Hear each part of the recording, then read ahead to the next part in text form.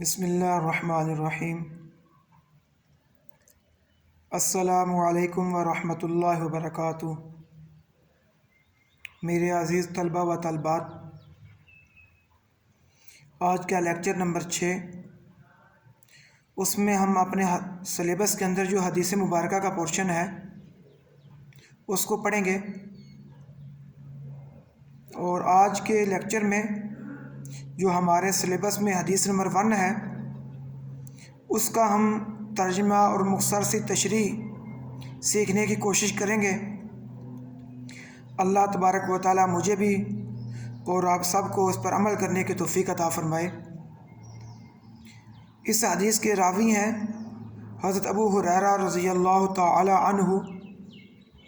حدیث کو سامنے رکھیں اور دیکھیں۔ ان ابی ہریرہ رضی اللہ تعالی عنہ، حضرت ابو ہریرہ رضی اللہ تعالی عنہ سے روایت ہے، قال، آپ فرماتے ہیں، قال رسول اللہ صلی اللہ علیہ وسلم، کہ اللہ کے نبی صلی اللہ علیہ وسلم نے ارشاد فرمایا، الایمان بضع و سبعون شعبہ، ایمان کے 70 سے زیادہ شعبے ہیں، 70 سے زیادہ شاخیں ہیں۔ فافضلها، ان میں سب سے جو افضل، قول لا الہ الا اللہ، اس چیز کی گواہی دینا کہ اللہ کے سوا کوئی معبود نہیں۔ وادناها، اور سب سے جو کمزور درجہ ہے ایمان کا، اماطۃ الاذی یعنی طریق، راستے سے کسی تکلیف دہ چیز کو ہٹا دینا، یہ ایمان کا سب سے کمزور ترین درجہ ہے۔ والحیاء شعبۃ من الایمان، اور حیا بھی ایمان کا حصہ ہے۔ صدق اللہ الرسول النبی الکریم۔ جی بیٹا، یہ تھی پہلی حدیث مبارکہ جس کا ترجمہ آپ نے سماعت فرمایا، آپ نے سنا۔ اس حدیث مبارکہ میں اللہ کے نبی صلی اللہ علیہ وسلم فرما رہے ہیں کہ الایمان بضع و سبعون شعبہ۔ بضع ان کا جو لفظ ہوتا ہے عربی کے اندر، وہ 3 سے لے کر 9 تک کے لیے استعمال ہوتا ہے۔ تو اس کا ہم ترجمہ کریں کہ ایمان کے، اور سبعون کہتے ہیں 70 کو، 70 سے زیادہ درجے ہیں۔ اب ایمان کیا چیز ہے؟ آمن یؤمن ایمانن کا مطلب ہوتا ہے کہ تصدیق کرنا، یقین کر لینا۔ کس چیز کا؟ اللہ تبارک و تعالی ہمارا خالق ہے، وہی مالک ہے، وہی رازق ہے، اس کے علاوہ کوئی معبود نہیں، حقیقی بندگی کے لائق وہی ہے۔ اور اگر ہم اس کو مزید دیکھیں تو وہ حدیث مبارکہ جو پہلے پڑھ چکے ہیں، جس کو ہم حدیث جبرائیل علیہ السلام کہتے ہیں، کہ جس میں حضرت جبرائیل علیہ السلام انسانی شکل میں اللہ کے نبی صلی اللہ علیہ وسلم کے پاس آتے ہیں اور پوچھتے ہیں، مل ایمان یا رسول اللہ، کہ اللہ کے رسول صلی اللہ علیہ وسلم ایمان کیا ہے؟ تو اللہ کے رسول صلی اللہ علیہ وسلم جواب دیتے ہیں، ان تؤمن باللہ، کہ تم ایمان لاؤ اللہ پر، وملائکتہ وکتبہ ورسلہ، اور اس کی کتابوں پر، اس کے فرشتوں پر اور اس کے رسولوں پر، وان تؤمن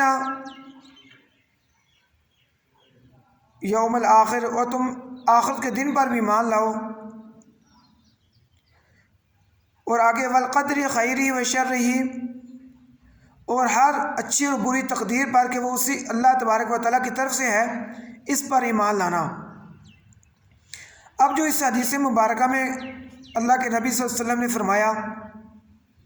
کہ جو ایمان کا سب سے افضل ترین جو درجہ ہے فافضلها، تو وہ درجہ ہے قول لا الہ الا اللہ، کہ اپنی زبان سے اس چیز کا اقرار کرنا، دل میں اس یقین کو بٹھانا کہ اللہ کے علاوہ کوئی معبود نہیں، تمام دنیا کے معبودوں کی نفی کرنا اور اللہ تبارک و تعالیٰ کو اپنا حقیقی معبود ماننا، اسی کی عبادت کرنا، اسی کی ذات سے ڈرنا، اور جو بھی چیز کائنات کے اندر اللہ تبارک و تعالیٰ نے پیدا کی ہے، سب چیزوں کا خالق اس کو ماننا اور سمجھنا، یہ ہے ایمان۔ اگر ہم ہر وقت اسی چیز کو اپنے ذہن میں رکھیں گے کہ ہم اللہ کے بندے ہیں، اسی نے ہمیں اپنی نعمتوں سے نوازا ہے، یہ دنیا عارضی زندگی ہے، آخرت کی تیاری کے لیے اللہ تبارک و تعالیٰ نے ہمیں بھیجا، تو اللہ تبارک و تعالیٰ نے انسان کو جتنی بھی نعمتوں سے نوازا ہے، سب سے جو قیمتی چیز نعمت ہے وہ ہے نعمت ہدایت، کہ اللہ تبارک و تعالیٰ نے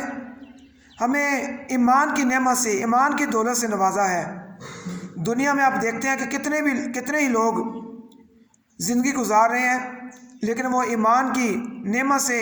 ایمان کی دولت سے محروم ہے۔ وہ اس لیے کہ جس نے ایمان، اللہ تبارک و تعالیٰ پر ایمان لے آیا، کلمہ پڑھ لیا،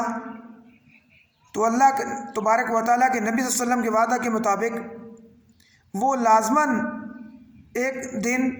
جنت میں داخل ہوگا، اور پھر اس چیز کا اقرار کرنے کے بعد ہمارے اوپر جو چیز فرض ہوتی ہے کہ ہم اللہ تبارک و تعالیٰ اور اس کے پیارے رسول صلی اللہ علیہ وسلم کے بتائے ہوئے طریقوں کے مطابق زندگی گزاریں، اور ہم اللہ اس کے رسول صلی اللہ علیہ وسلم کی نافرمانی سے اپنے آپ کو بچائیں، اور دوسروں کو بھی بچنے کی تبلیغ کریں، تعلیم دیں۔ اور جو ایمان کا سب سے کمزور ترین درجہ ہے وہ یہ ہے کہ آدمی ہر وقت دوسرے انسان کے لیے خیر خواہی کا سوچے،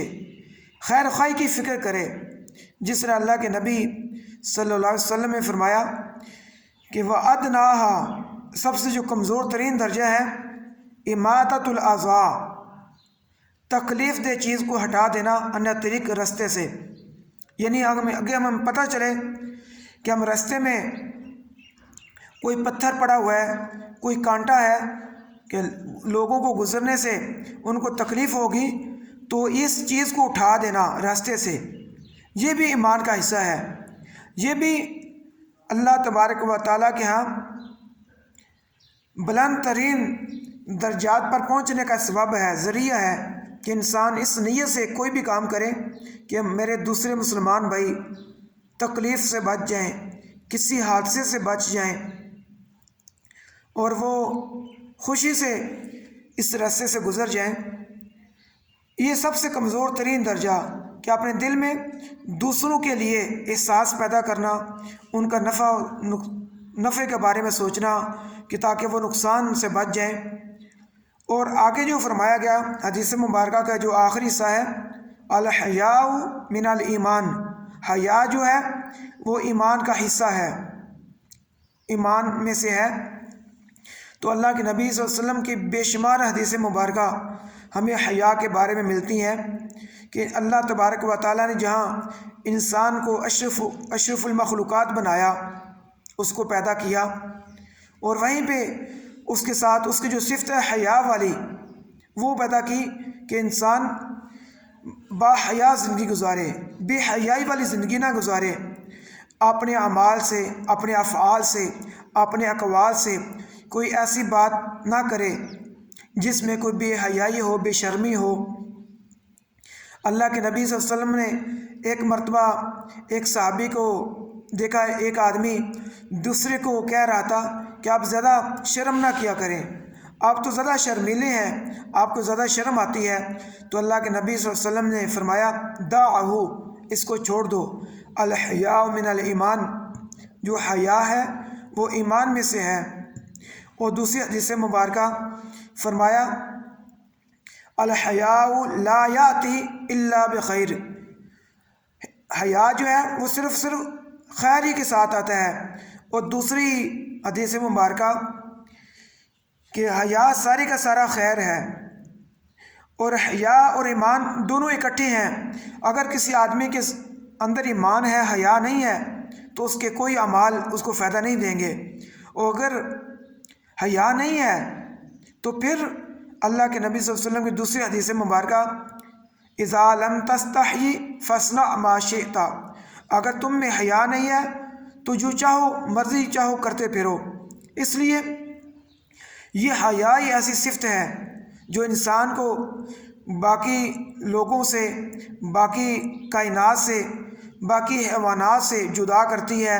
اور اس کو اعلیٰ مقام پر فائز کرتی ہے۔ اللہ تبارک و تعالیٰ سے دعا ہے کہ اللہ تبارک و تعالیٰ ہمیں ایمان کے اوپر مکمل زندگی گزارنے کی توفیق عطا فرمائے، اور حیا جیسی بہترین صفت کو جس کا شمار ایمان کے ساتھ ہے، اللہ تبارک و تعالیٰ ہمیں باحیا زندگی گزارنے کی توفیق عطا فرمائے۔ وَأَقُولُ قَوْلِي هَٰذَا أَسْتَغْفِرُ اللَّهَ لِي وَلَكُمْ وَلِسَائِرِ الْمُسْلِمِينَ۔